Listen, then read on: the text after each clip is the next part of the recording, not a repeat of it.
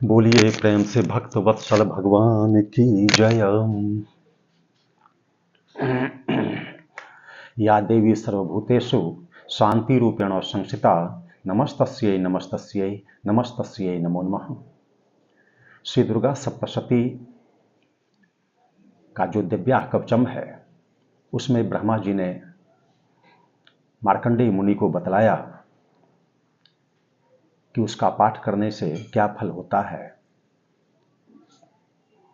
इसका निरूपण उन्होंने किया कि यशसा वर्धते सोपि कीर्ति मंडित भूतले जपेत सप्तशतीं चंडिं कृत्वा तु कवचं पुरा यावद् भूमंडलं धत्ते सशैल वन काननम तावत् तिष्ठति मिदन्यांग संततिः पुत्र पौत्रकी देहांते परमं स्थानम यत् सुरपि दुर्लभम प्राप्नोति पुरुषं नित्यं महामाया प्रसादतः लभते परमं रूपम शिवेन सह मोदते। ओम।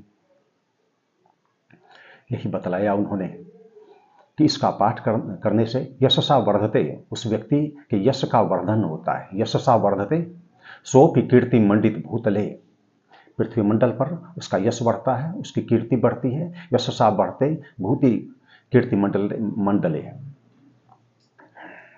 यह होता है और कालांतर में भी उसे इसका लाभ मिलता है। इसलिए इसका पाठ करना चाहिए। आज का प्रतिपाद्य विषय है, कल तो जीव के संदर्भ में, आत्मा के संदर्भ में निरूपण किया गया। आज का प्रतिपाद्य है, जरा माया के संदर्भ में हम लोग जानने का प्रयास करें। गोस्वामी जी ने श्री रामचरितमानस में बतलाया कि रजत सीप महाभास जिमी यथा भानु कर बारी यद्यपि मृषा तिहु काल सौ भ्रम न सकई कोई टारी।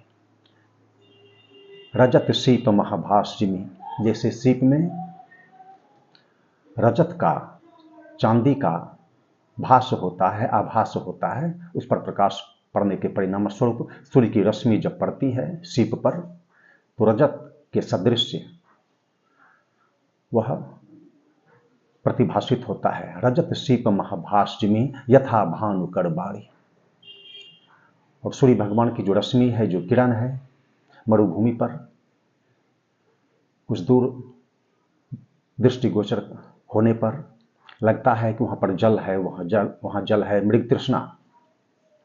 यद्यपि मृषा तिहु काल सौ, उसी प्रकार यह जो माया है, इसका अस्तित्व होने के बावजूद हम लोग छले जाते हैं, धोखा खा जाते हैं। यद्यपि मृषा, इसलिए इसे मृषा कहा गया माया को। यद्यपि मृषा, कब? तो तिहु काल सौ, यानी भूत में, वर्तमान में और भविष्य में। यद्यपि मृषा तिहु काल सौ भ्रम न कोई सकई को टारे। इसके संदर्भ में जो भ्रांति है उसे कोई टाल नहीं सकता है, यह बतलाया। और कालांतर में अरण्य कांड के अंतर्गत जब भगवान श्री राम से लक्ष्मण जी ने ज्ञान के बारे में, वैराग्य के बारे में, माया के बारे में, जीव के बारे में, ईश्वर के बारे में जानना चाहा, तो इस संदर्भ में भगवान श्री राम ने बतलाया, राम देख सुनी चरित तुम्हारे जर मोह ही बुध हो ही सुखारे। उमा राम गुण गूढ़ पंडित मुनि पावहि बिरति पावहि मोह विमूढ़ जो हरि विमुख न धर्म रति। ऐसा हाल है परमात्मा का चरित्र। माता सीता का हरण हो गया है, कैसी स्थिति उत्पन्न हो गई है, कितने व्याकुल हैं भगवान श्री राम। हे खग मृग हे मधुकर श्रेणी तुम देखी सीता मृगणी। बहुत व्याकुल है। कबहुक योग वियोग न जाके देखा प्रकट विरह विरह दुख ताके। ऐसी स्थिति में भगवान श्री राम है, उनकी मनोदशा इस स्थिति में स्थित है। इसके बावजूद लक्ष्मण जी महाराज क्या पूछ रहे हैं, यह तो प्रसंगानुकूल नहीं है। माता सीता का हरण हुआ, तत्परता के साथ माता सीता का अन्वेषण होना चाहिए, लेकिन यह ज्ञान संदर्भित प्रश्न जो है, इसे उठाने का क्या औचित्य है। परमात्मा है, सदैव एक रास्ता उनकी बनी रहती है, उन पर विपत्ति आपदा तो आ ही नहीं सकती। वे इन सबों से परे हैं, इन सबों से परे हैं। इसी की संज्ञा परमात्मा है। उन्हें दुख किस बात का और सुख किस बात का। नौमांग कर्माणि लिम्पन्ति नौ में कर्म फले स्पृहा। परमात्मा की आसक्ति किससे? तो इसके निरूपण के संदर्भ में, माया के निरूपण के संदर्भ में भगवान श्री राम ने लक्ष्मण जी के द्वारा प्रश्न किए जाने के बाद वे उत्तर देने लगे माया के बारे में कि माया क्या है। तो वे कहते हैं कि गो गोचर जहां लगी मन जाई सो सब माया जानहु भाई। माया क्या सब है? तो गो गोचर हमारी जो इंद्रियां हैं और उनके जो विषय हैं, जहां तक हमारा मन जा सकता है, जहां तक हमें मन के माध्यम से प्रतीति होती है, वे सब के सब माया ही हैं, सब के सब माया है। मन के द्वारा जो हमें ज्ञात होता है सब माया। गो गोचर जहां लगी मन जाए सो सब माया जानहु भाई। और इसके दो रूप बतलाए गए हैं, एक विद्या माया और एक अविद्या माया। अविद्या माया, विद्या माया कौन है? विद्या माया एक रचई जग गुणवशता के प्रभु प्रेरित नहीं निजबलता के। एक रचई जग, जो विद्या माया है वह सृष्टि करती है परमात्मा की आज्ञा से, उनके निर्देशानुसार। एक रचई जग गुणवश जाके, उसके अंतर्गत गुण है।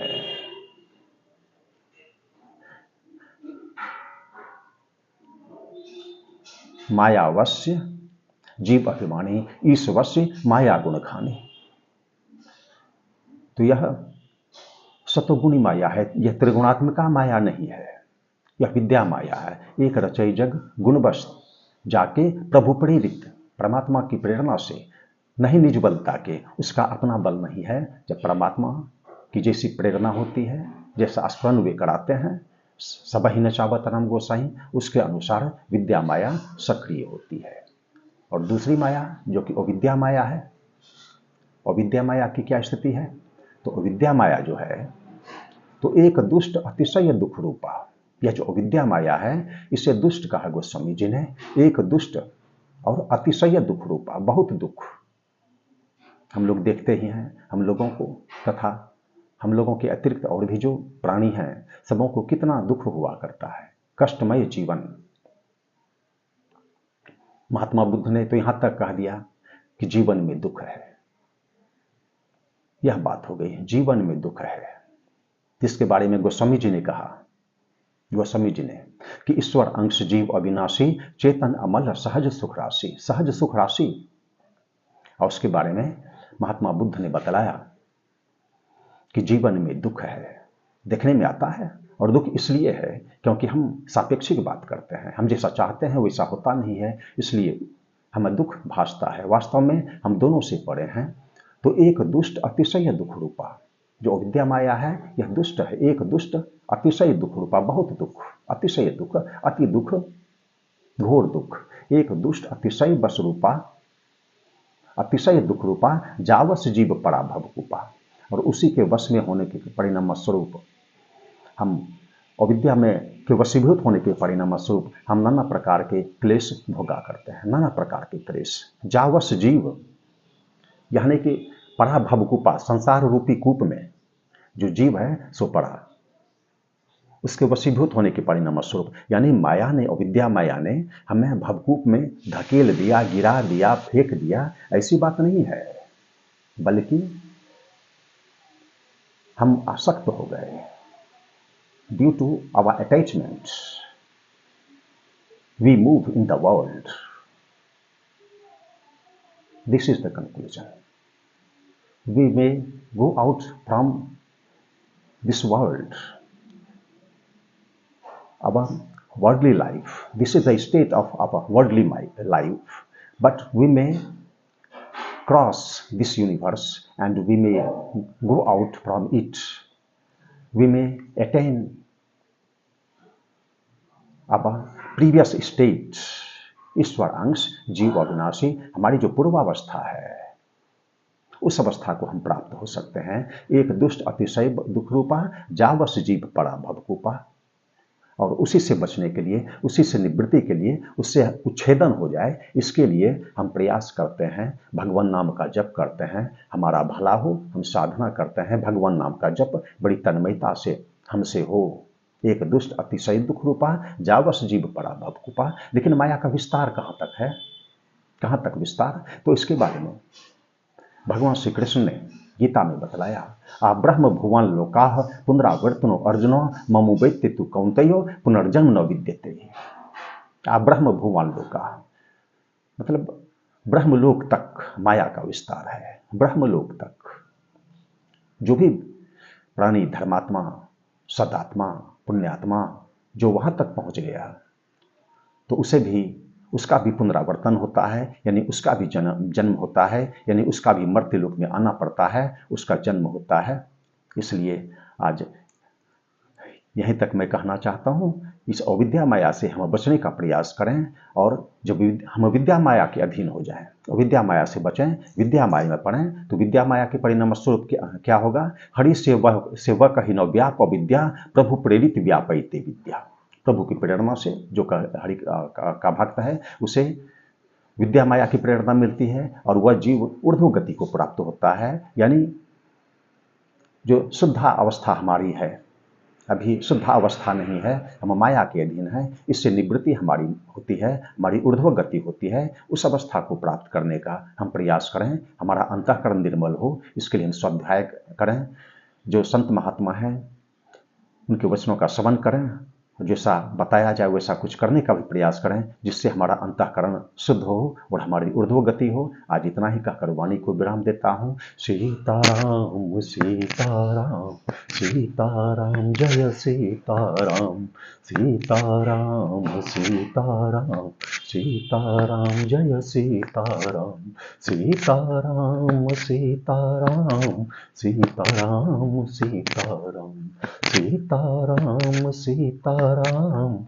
सीताराम जय सीताराम, सीताराम सीताराम सीताराम जय सीताराम, सीताराम सीताराम सीताराम जय सीताराम। धर्म की जय हो, अधर्म का नाश हो, प्राणियों में सद्भावना हो, विश्व का कल्याण हो। हर हर महादेव।